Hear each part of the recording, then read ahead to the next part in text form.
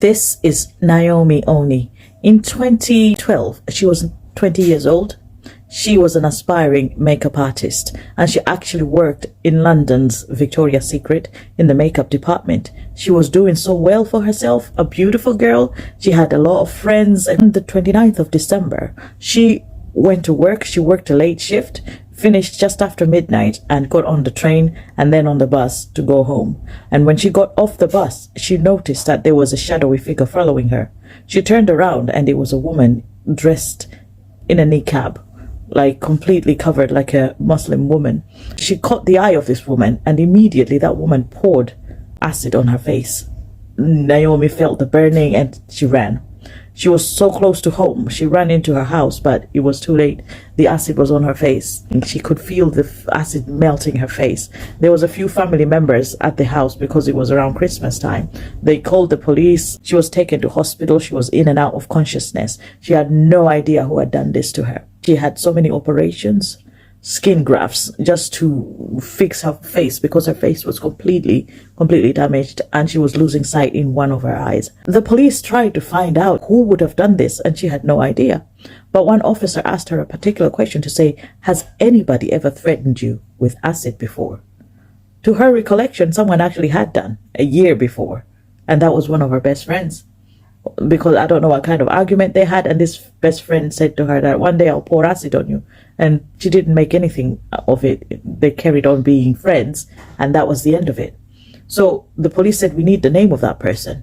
The police took the name and they called this girl. She was called Mary Conye, one of her best friends from when they were very little in school.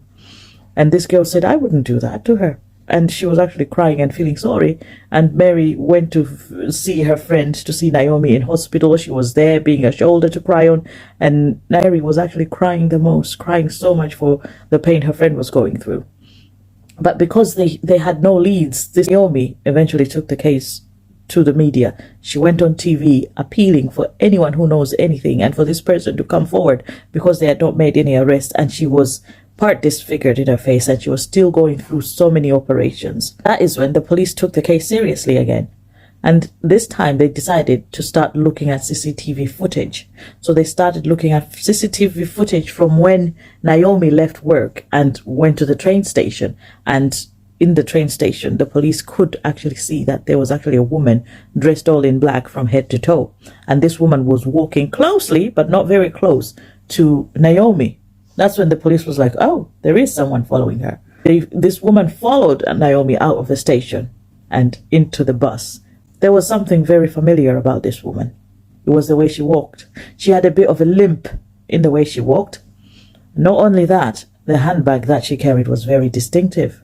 You see, when police called Mary Conye, Naomi's friend, for questioning at the police station, she was carrying a big brown handbag. And that woman who was all covered up, was also carrying the very same handbag. And because of that, it was the handbag and the way she walked, the limp, it was the same limp that Mary Conye had when she walked into the police station. So the police called her back. They wanted that handbag. When they took the handbag and examined it, they found that it had traces of sulfuric acid. The acid actually dropped into the handbag and burnt it a little bit. So that was enough to hold her as the main suspect. Naomi could not believe it, that her best friend did this, and she was always there crying the most. But eventually it was proven that it was actually Mary Conye who had poured acid on Naomi's face. And it was all down to jealousy and envy.